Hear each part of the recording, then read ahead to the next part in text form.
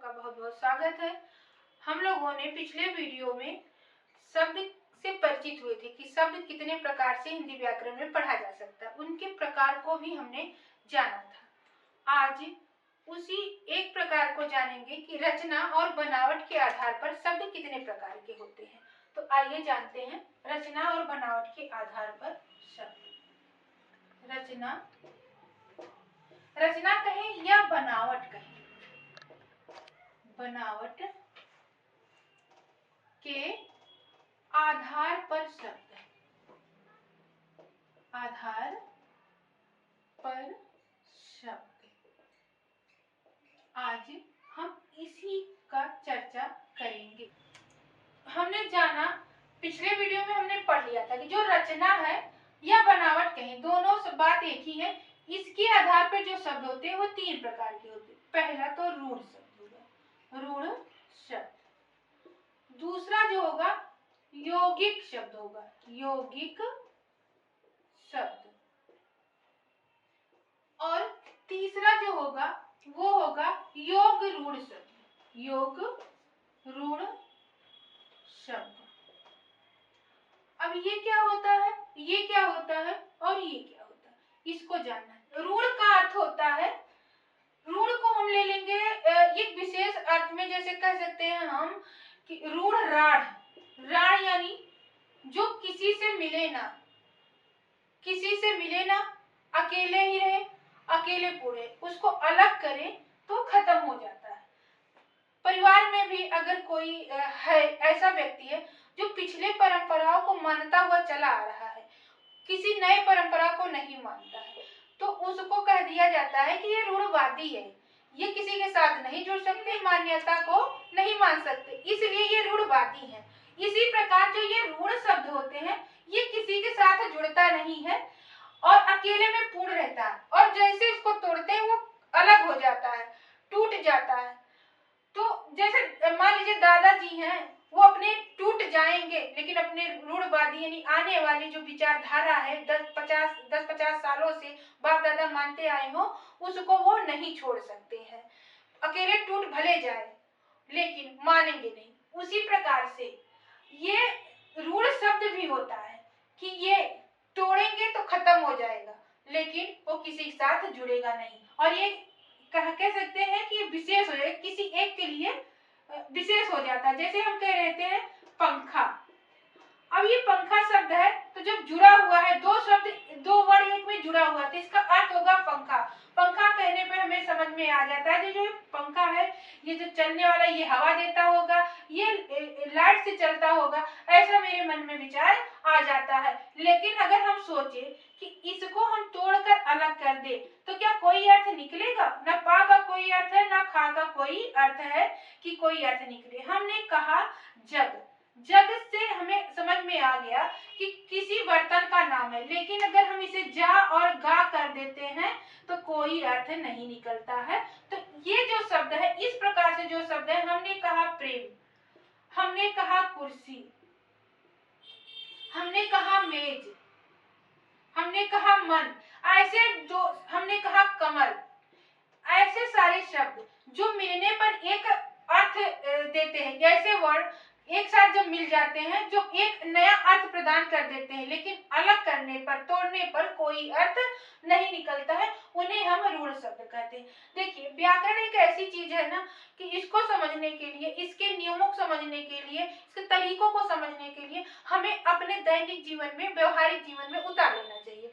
जब हम अपने दैनिक जीवन में उतार लेते हैं, बड़े आसानी से समझ में आ जाता है कि ये कैसे होते हैं। अब जैसे एक दादाजी हैं, किसी से नहीं मिलना चाहते, वो रूढ़वादी हैं। वहीं दूसरे लोग हैं, वो खुद तो मिलते हैं, दूसरे के साथ खुद भी मिलनसार है, दूसरे के साथ मिलते उनको भी मिलनसार बना देते हैं, यानी एक नया माहौल तैयार कर देते हैं। तो जो ये यौगिक शब्द है, ये दो सार्थक शब्दों के योग से बनेगा, और दो सार्थक शब्द, दोनों शब्द सार्थक होंगे, यानी जो दूसरा व्यक्ति है वो खुद भी एक अच्छा व्यवहारिक है और एक व्यवहारिक व्यक्ति से मिलता है, और जब दोनों मिलते हैं, दो व्यवहारिक व्यक्ति एक साथ मिलते हैं, तो एक नया समाज का निर्माण कर देते हैं। उसी प्रकार से ये शब्द होते हैं। जैसे हमने कहा, एक शब्द कहा कि विद्या, और दूसरा कहें आलय। और ये दोनों अपने आप में एक अपना अर्थ प्रदान करते हैं। विद्या का अर्थ होता है ज्ञान और आलय का अर्थ होता है घर। दोनों का अपना अपना अस्तित्व है, दोनों अपना अपना अर्थ दे रहे हैं, लेकिन ये दोनों जब मिलते हैं, यानी जो घर का एक दूसरा सदस्य है खुद प्रतिभावान है, खुद व्यवहारिक है, दूसरे प्रतिभावान व्यवहारिक व्यक्ति से जब मिल रहा है तो एक जो नया समाज निर्माण कर रहा है वो क्या हो जाएगा, विद्यालय का। विद्यालय का यानी ये दोनों शब्द जो मिल रहे हैं, ज्ञान और घर, यानी ज्ञान का घर, एक नया जगह, नया वर्ण बना देते हैं। यानी योग का अर्थ होता है जोड़ना, और ये किसमें प्रत्यय लगा, योग प्लस इक के योग से बना है। इन दो चीजों, इक प्रत्यय है, योग का अर्थ होता है जोड़, यानी जुड़ाव से बनता है। जहां जोड़ वाले दो सार्थक शब्दों का जोड़ दिखाई दे वहां पर यौगिक शब्द होता है। तो रचना बनावट के आधार पर जो दूसरा है वो यौगिक शब्द का ये उदाहरण। तीसरा है योग रूप। इसमें तो जोड़ होगा, इसमें जोड़ होगा, यानी जो दूसरा व्यक्ति है उसी में कोई एक ऐसा है कि वो व्यवहारिक भी है, जुड़ता भी है, लेकिन वो जो चीज बनाता, जो चीज निर्मित होता वो किसी एक विशेष के लिए प्रयोग होता है, एक विशेष जगह के लिए, वो यानी विशेष स्थान को प्रदान करता है। ये दो शब्दों के, दो सार्थक शब्दों के योग से तो बनेगा। जैसे हम कहें 10 प्लस आनंद, 10 का अर्थ होगा 10 यानी गणना 10, और आनंद का अर्थ होगा मुख। तो हम जब इन दोनों को जोड़ दिए तो शब्द बन गया दशानन। अब देखिए यहाँ पर जब कोई व्यक्ति इस प्रकार से किसी से मिलता है कि उसे एक विशिष्ट स्थान प्राप्त हो जाता है, एक विशेष जगह प्राप्त हो जाता है जो किसी और के लिए नहीं होता। कहीं भी उसका नाम लिया जाता है तो वो रूढ़ हो जाता है। जैसे जैसे दशानन का नाम आया तो हमारे दिमाग में तुरंत आ गया कि ये रावण को कहा जा रहा, ये किसी और को नहीं कहा जाएगा। तो ये रावण जो शब्द है ये शब्द भी रूढ़ बन गया और ये व्यक्ति भी रूढ़ है, यानी रावण जैसा कोई और नहीं हो सकता है।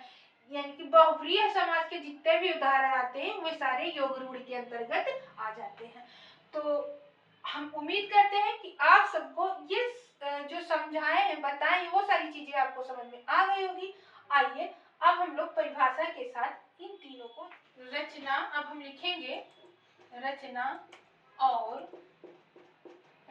और बनावट के आधार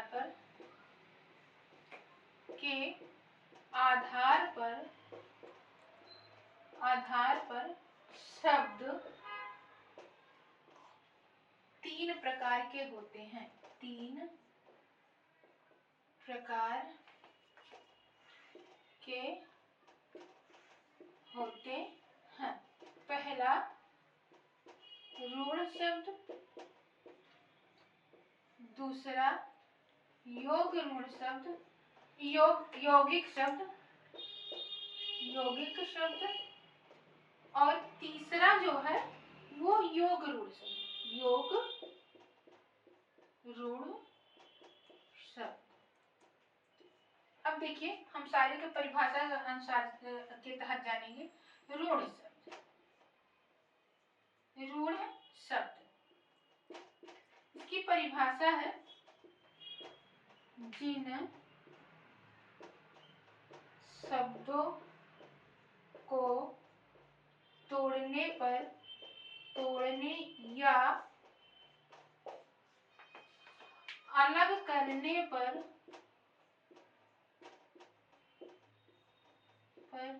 कोई सार्थक अर्थ नहीं प्राप्त होता, कोई सार्थक अर्थ नहीं प्राप्त होता है, उन्हें रूढ़ शब्द कहते हैं।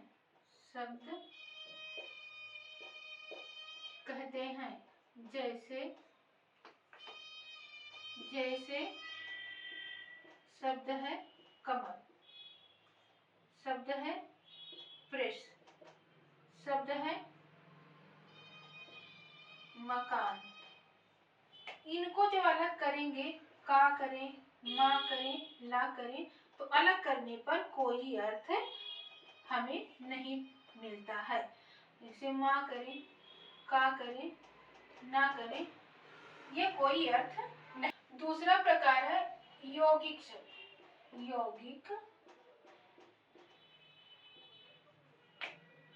यौगिक शब्द। योग प्लस इक प्रत्यय के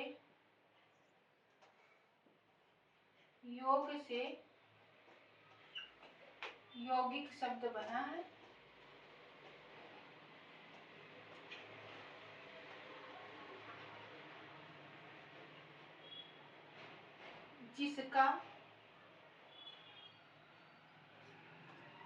जिसका अर्थ होता है जोड़ना। अर्थ होता है जोड़ना। अब इसका परिभाषा है दो सार्थक शब्दों के योग से, दो सार्थक शब्दों के योग से बनने वाला शब्द यौगिक शब्द होता है।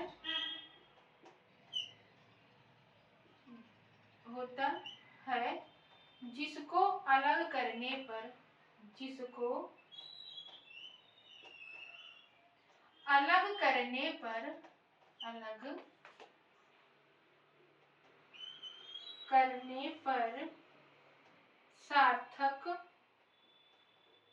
सार्थक कहें या निश्चित अर्थ प्राप्त होता है। निश्चित अर्थ प्राप्त होता है। अर्थ प्राप्त होता है। शब्द है जैसे गौशाला। शब्द है प्रधानमंत्री। छात्रावास।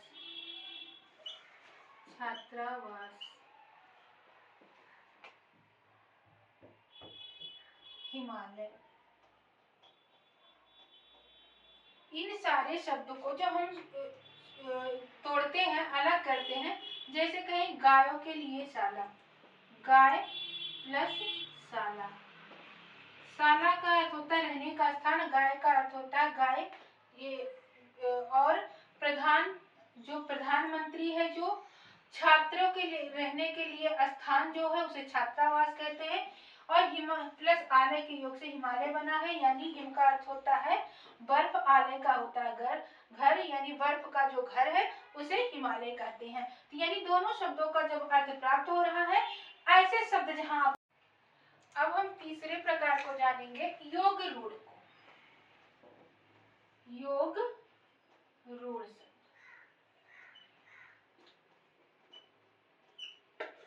योग रूढ़ शब्द ऐसे शब्द होते हैं जो दो सार्थक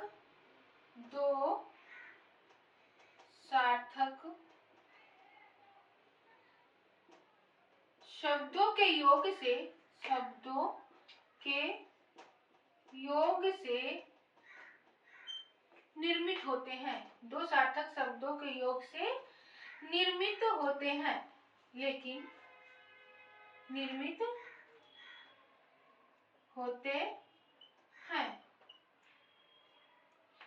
ये निर्मित जो नया शब्द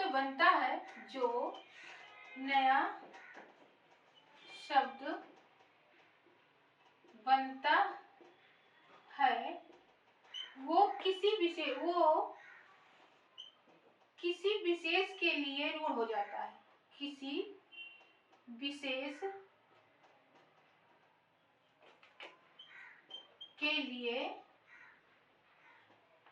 ऋण हो जाता है, ऋण हो जाता है। क्या कह रहा है कि ये दो शब्दों के योग से तो बनता है। इसकी जो परिभाषा है, परिभाषा में क्या कह रहा है कि ये दो शब्दों के योग से तो बनता है, लेकिन जो नया शब्द बनाता है वो किसी एक के लिए ऋण हो जाता है। जैसे कहें चक्रपाण, चक्र पाणी। अब चक्रपाणी, एक शब्द है चक्र और दूसरा है पाणी। चक्र का अर्थ होता है चक्र, ये हथियार, जिससे ये हथियार का नाम है चक्र, और पाणी का अर्थ होता है हाथ, और जब इसे हम जोड़ते हैं चक्रपाण, तो इसको पढ़ते ही हमारे मन में तुरंत ये आता है, ये किसको कहा जा रहा है? विष्णु को कहा जा रहा है, जिसके हाथ में चक्र हो। ऐसे लोग के लिए चक्रपाण शब्द संबोधित किया जा रहा है, यानी विष्णु के लिए ये ऋण हो जा रहा है। हमने कहा वीणा पाणी, वीणा एक अलग शब्द है, ये भी एक वाद्य यंत्र का नाम है, और पाणी का अर्थ होता है हाथ, और वीणा शब्द बना वीणा पाणी, वीणा पाणी। वीणा पाणी कहते ही हमारे मन में सरस्वती का नाम आ जाता है। अब ये सरस्वती के लिए जो है वीणा पाण ऋण हो गया, किसी और को हम वीणा पाणी नहीं कह सकते। हमने कहा जलज, जल प्लस जा, जल प्लस जा। अब इससे जो शब्द बना जलज,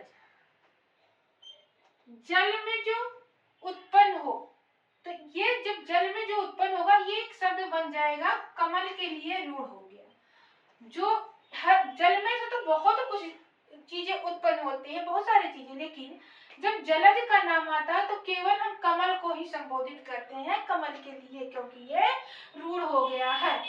और ऐसे है पंकज, पंक का अर्थ होता है कीचड़, और जा का अर्थ होता है जन्मा, शब्द बन जाता है पंकज।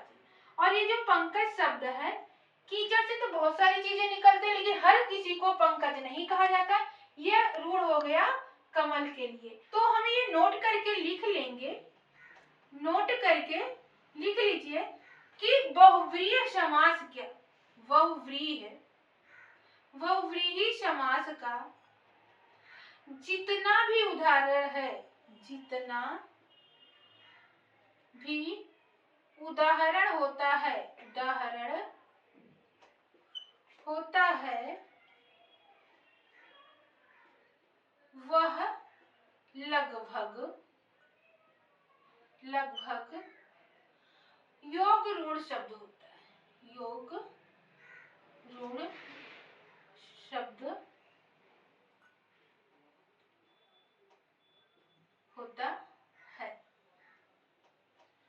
इस प्रकार से हमने जाना कि ऋण शब्द क्या है, यौगिक शब्द क्या है, और योग ऋण शब्द क्या है। आप लोग अच्छे से इस वीडियो को देखिए, पढ़िए, मनन करिए।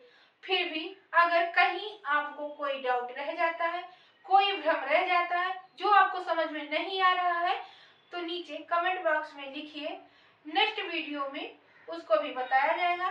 तब तक पढ़ते रहिए, मस्त रहिए, और मिलते हैं नेक्स्ट वीडियो में नेक्स्ट टॉपिक के साथ।